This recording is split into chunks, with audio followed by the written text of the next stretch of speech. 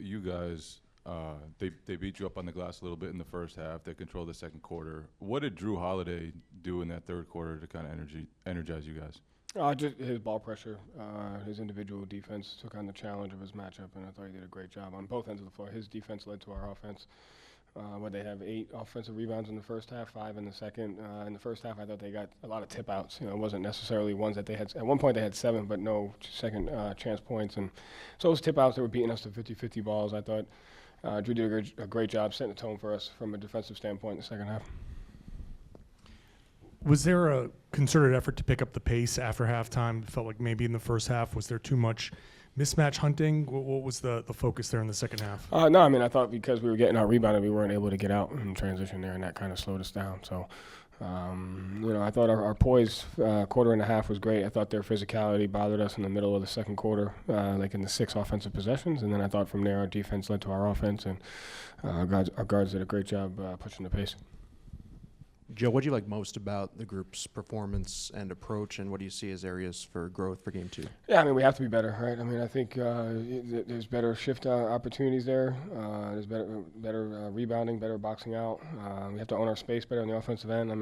At the end of the day, it's one game, and there's a whole litany of possessions that we know we have to get better at. So we just got to continue to do that.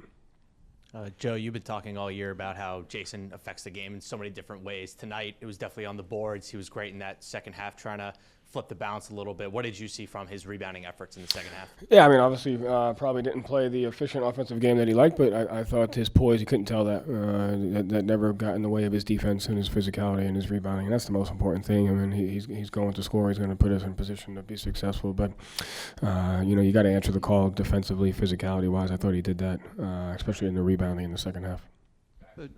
Joe, just how's Jason's wrist doing? Seems Good. to, Yeah. Yep. He's all right. Yep. How was he feeling after the game? Were you able to talk to him? He's doing good. And how do you feel like Jalen got through this game, obviously after the layoff there and the full week of practice? He's great. And the physicality, you mentioned it. How do you guys handle that? How do you feel like you grew responding to that as this game advanced? Yeah, it's never a one-time thing. You have to do it every single possession. So it starts with, answering the call on that, being physical, owning your space, setting great screens, all the small things that go into, winning a game and winning the margins you have to be able to do. And so, like I said, I thought Drew's ball pressure did that. But, it's a commitment you got to make on every single possession. It'll be even a tougher game on Wednesday. Joe, you held Jalen to 31 minutes. Is that kind of where you see him? Or you just want to use some different rotations? I don't think. Yeah, I think it's more that I wouldn't look into minutes. At the end of the day, we've talked about this coming into the best gift that we've gotten as a team is our flexibility and our versatility to be able to go to a bunch of different things and the open-mindedness that our guys have. And you saw that tonight where Peyton didn't come in until the 2-minute mark of the first quarter, and then he came in at the 7-minute mark of the third quarter. So I wouldn't look into minutes from anybody. At the end of the day, we're playing against a very physical, versatile team, and we're going to use our entire roster, the versatility of that, and do what gives us the best chance to win on each and every night, knowing that those guys are prepared to play whatever it takes in order for us to win. And is there any conversation with Jalen about not trying to do too much? Obviously the dunk, he wanted to show that he still had his ups. When a guy is playing through something, do you kind of talk to him and say, hey, don't just do what you can? No, to me, I trust Jalen. I think 6 for 14 was good. I thought he worked to get good shots. I thought there was one shot in the first half that, he could have been a little bit better. But, he knows how to take care of himself. He knows how to get to the spots that he needs to get to. To me, it's more he's getting better and better, even defensively, in the physicality standpoint. He had some great possessions on Banchero there in the first half. So he's right where he wants to be. He's right where we need him to be, and we're gonna continue to rely on him. Drew is even-keeled, but when he hit that 3 in the third quarter that forced Orlando to take a timeout, he was pretty fired up after that. How much does the team feed off of just seeing him show emotion like that?